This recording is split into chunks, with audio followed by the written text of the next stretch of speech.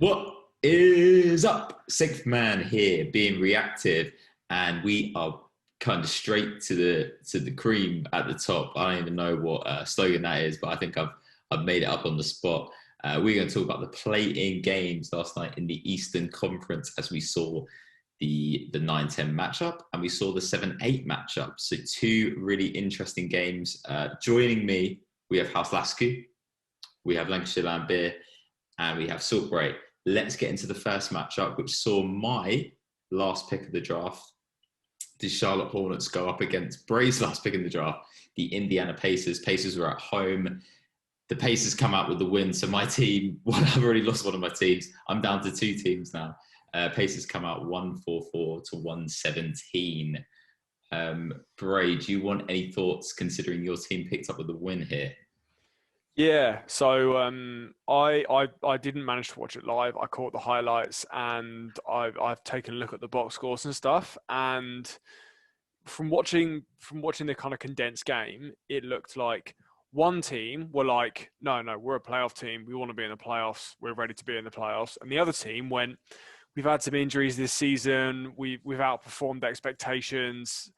You know, everyone's a little bit hobbled. The last part of the schedule's really been tough for us. So we're good. We'll see you guys next season. That's what it felt like.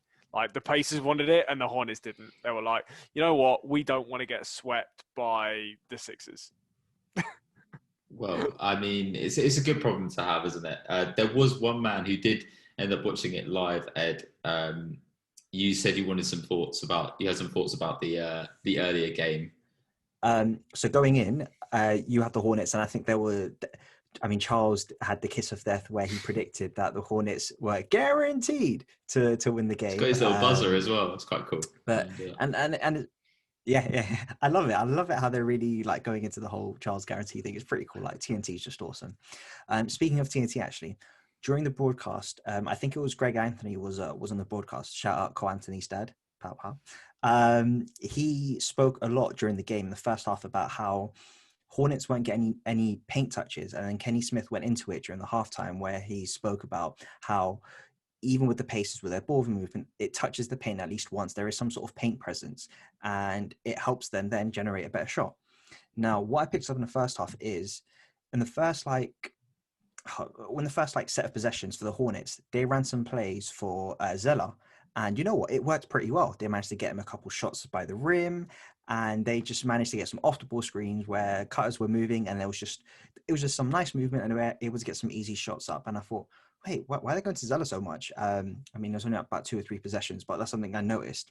And then I think at one of those possessions, he just fumbled the ball, and they never went to him thereafter. I'm like, okay, cool, whatever. So I say that to say, compare that to the Pacers, who again do have a little bit of a post presence and can drop the ball down to the paint.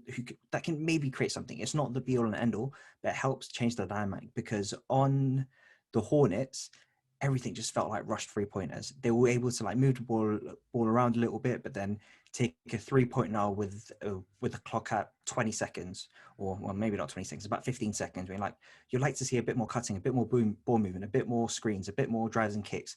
There wasn't too much of that, and it felt very lethargic. And the Charlotte Hornets didn't know what they were doing offensively, and Pacers didn't have to struggle. There was no point where Charlotte made a run. I watched up to the third quarter, and there was no point where Charlotte went on a run where they got a stop and then they got a bucket. That just didn't happen, and Pacers were just so comfortable.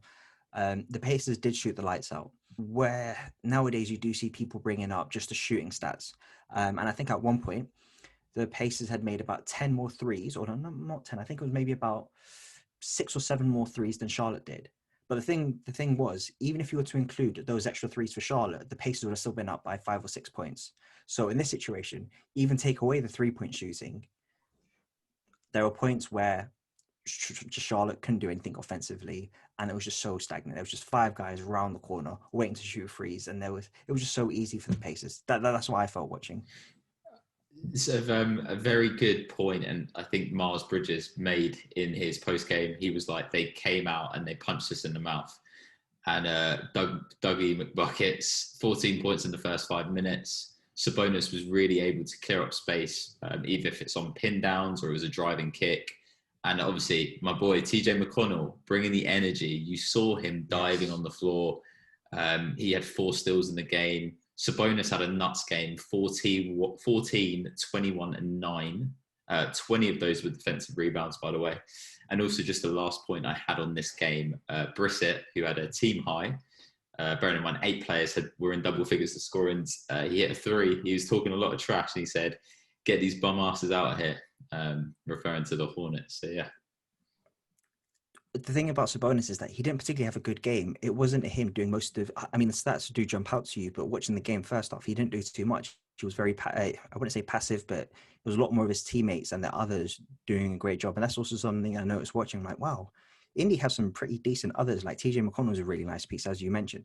Dug him a buckets. He can get you buckets. Or 3-point shooter. I wouldn't say buckets, but he's a really good 3-point shooter. So I really like the others, but maybe just because Charlotte was so bad, the others looked a bit better. Yeah, I mean, like you say about Sabonis, he took the most shots on the team, but only by 1. He took 15 shots. The next closest was Brissett, who took 14, but Brissett made 10 of his, and Sabonis only made 7. Like, you'll see some stars force that, and he didn't. He got 9 assists. You know, it's other guys making those shots, and him with 20 defensive rebounds. Like, I don't even know how you do that. I think that's probably more props to their team as a whole, because it means everyone's boxing out their man, and that's probably just the Pacers defense doing a bit of work there. But yeah, I think the Hornets are gone. A little bit of a note on Zeller. He actually didn't miss in that game. He was 7 for 7, Ed. So interesting that you picked up that they didn't go back to him. They were out hustled, outplayed, out rebounded, and out assisted. So we say goodbye to Charlotte. And the Indiana Pacers. Go on, Ed. My non-playoff question is: there was one guy who wasn't playing for Indy. That was Myles Turner. What happens with Myles Turner now? No, 2 guys weren't playing for Indy.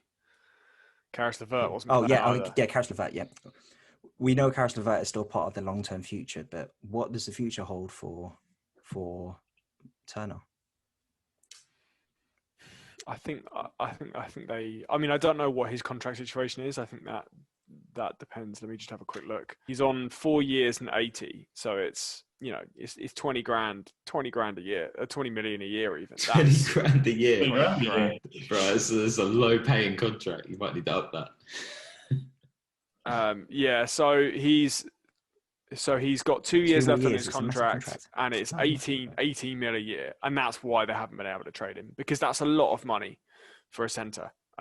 Especially when you can find young guys who run and gun, who work hard, who maybe don't average as many blocks, but still affecting shots. So, yeah, I think if they can move him, they will. But I don't know if they'll get much back. To be honest, maybe we'll see if we see teams like the Lakers doing really well, or teams like Philly doing really well. A contender will go, we need some size to help deal with this. Let's pick up someone like Myles Turner. But you think even if you're a contending team and you add Myles Turner, is that really going to stop AD or Embiid or whoever? Like, it's So there's arguments for and against. That's exactly what I was going to say. That popped in my head. Like, that's a good point. If the big men do really do well in the playoffs, you can definitely see a team swinging and be like, what made his center. And I think a good comparison could be someone like Clint Capella. Maybe Clint Capella is a little bit better, but you saw Atlanta being like, we do need a big man. Let's trade with Houston and get some winning. So I think that's quite a. Go on. Yeah, this is Myles Turner and this is Clint Capella. Like, Clint Capella has been so much better. Oh, it's a bit harsh. It's not like I know a lot of people putting Embiid and Jokic both on the first team, which opens up an extra spot at center. So for all NBA voting, so it'd be Embiid and Jokic on the first team, then it would be Rudy Gobert on the second team, and then probably Clint Capella it would be on the third team. I think he's far and away the 4th best center in the league. Maybe you could argue for Bam, but I think Capella's been really good. Well, let's hope that Myles Turner doesn't have any money invested in all defensive team, because I think he might be snubbed this year. Yeah, which is crazy because he led the lead in blocks. Anyway,